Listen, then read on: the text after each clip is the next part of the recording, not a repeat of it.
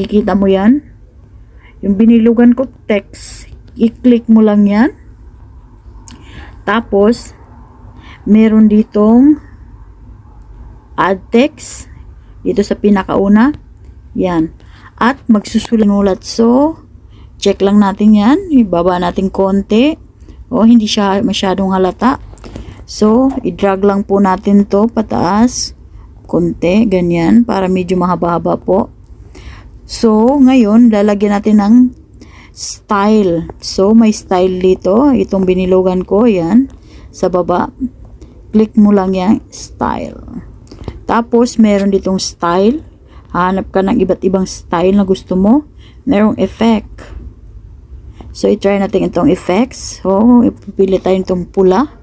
O, diba may kulay pula na? O, di kaya green animation. Pwede nating lalagyan ng animation yan.